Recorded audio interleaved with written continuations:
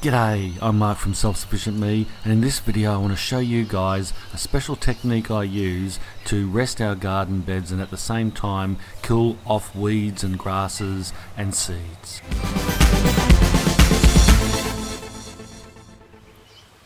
So I'm going to move that tarp and I'm going to put it over here, over this bed. One of my oldest garden beds in this patch. It's become overgrown with nutweed, grasses, weeds, or nutgrass I should say. Nutgrass mainly down that end, all sorts of grasses and weeds that's gone to seed. And I'm going to do the same. I'm going to take that tarp and put it across here. A lot of these weeds came up through the manure that I spread throughout this bed about 12 months or so ago. Got a whole lot of horse manure, was infested with weeds. Before I cover this bed, I'm going to look for any little plants that have come up that I can salvage. Now I'd take this one, this mustard, this sort of loose leaf mustard, but I've got plenty of that growing around, so that's not a drama. Here's a weed that's going to seed. I'll just pull that out and chuck it.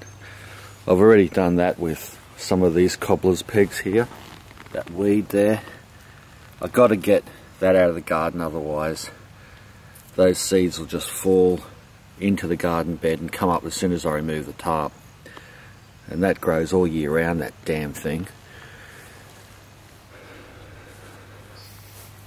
So there's more of that mustard in there, but there's also, and I saw this before, dill coming up. Because of the weather's cooling down, it's dill season, and I always let my dill go to seed, and the last few seasons it's been growing in this front bed here.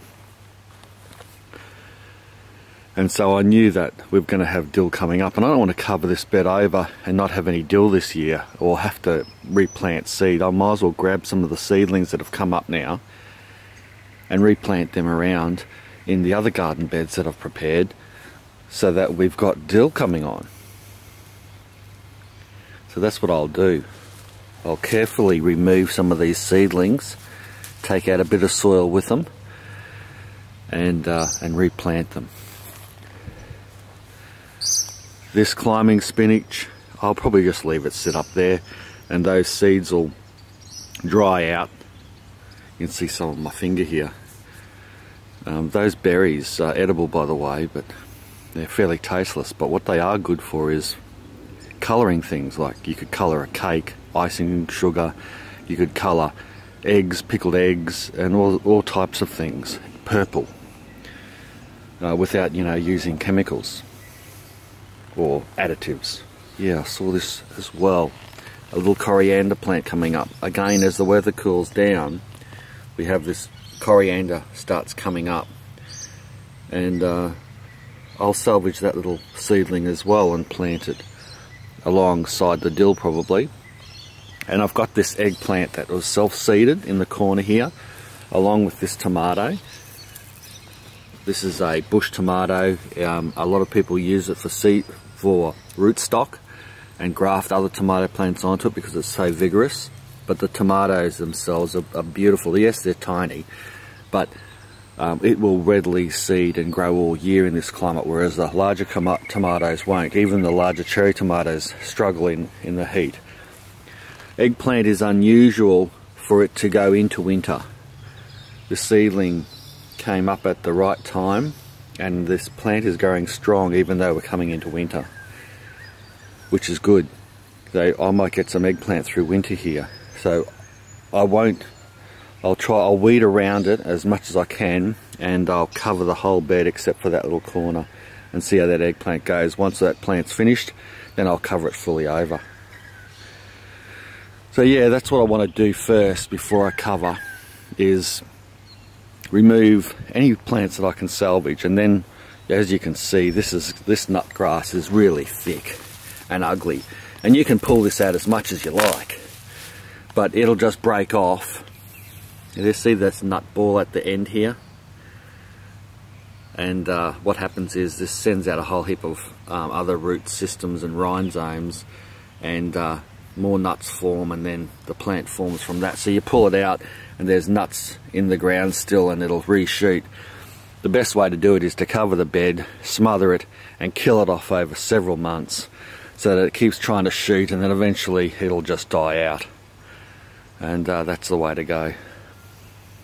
And all of that greenery and weeds will turn into compost to be eaten by worms.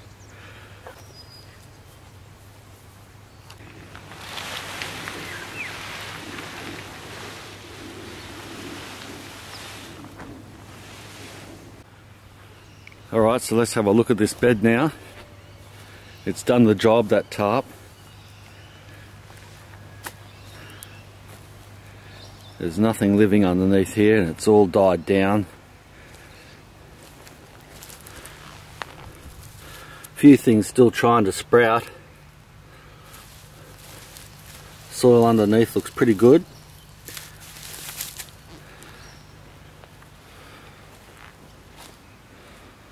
Yep, that's what I was after, that effect. This was where I had the sweet potato, and I was trying to kill that off in this bed. It's still resprouting here, but I can easily dig that up now and get rid of it. I don't want it growing in here anymore, and I'm going to refurbish this bed after I stick the tarp down the front bed. I'll refurbish this with some fresh manure that I've had sitting down the back there. Well, not fresh manure, good composted manure that I've had composting in a heap for a good 6 months down the back here.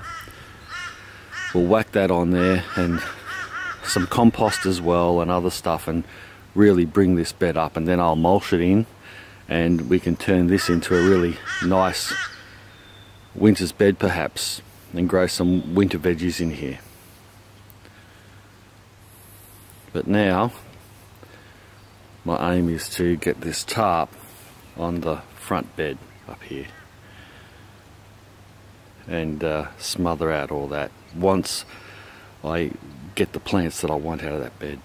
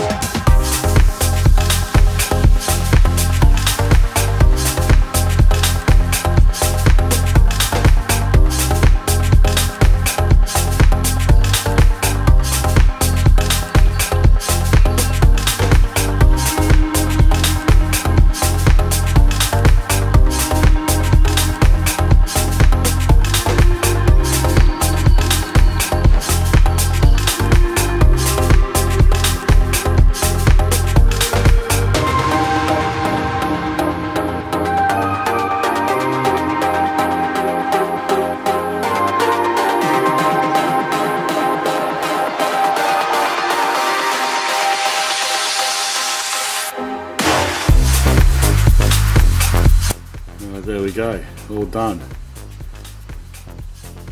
Nice and neat, weighed down so the wind won't pick it up. That'll work well. Just got to do a bit of edging around the bottom there, but otherwise I'm happy with that. Not quite long enough, so I used that shade cloth at the end there.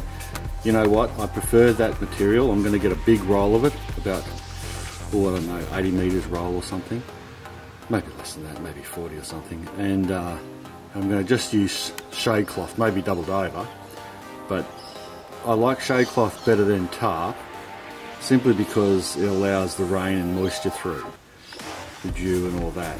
And I think that's better for the microbes and worms underneath. However, the reason I like this tarp is because it's a weed killer. When the sun, even through winter, when the sun heats up on that tarp, it permeates through into that bed, and that's where it kills off the weeds. Temperature gets very high on top, the worms migrate down the bottom, and when the worms and microbes migrate down to the bottom because it's too hot, obviously the weed seeds can't, and they get fried on top there, and that's what I did to the other bed, and that's why it'll be a good growing bed this season. It'll still have weeds in it, that back bed that I've taken this tarp off and put it on the front one, but it'll have less weeds than what it otherwise would have had if I tried to hand weed it and refurbish the bed. This way you're giving the bed a rest. At the same time you're killing off weeds and types of grasses that are really difficult to kill off, that keep coming up. Now the grass will keep coming up, that nut grass, but it'll eventually have to die because it'll get no sun and nothing, no sun, not even water in some parts. So this is a really good method, an organic method to refurbish beds, give them a rest, and at the same time protect it from extra weeds growing in it. And all those weeds that were underneath it, instead of me pulling them out, they'll all now die off and turn into compost and food for the microbes and worms. Now you might have been hearing some noise in the background with water dropping. Seems like I've got some parrots that are sitting on my roof having a bath in the gutter. Have a look at this.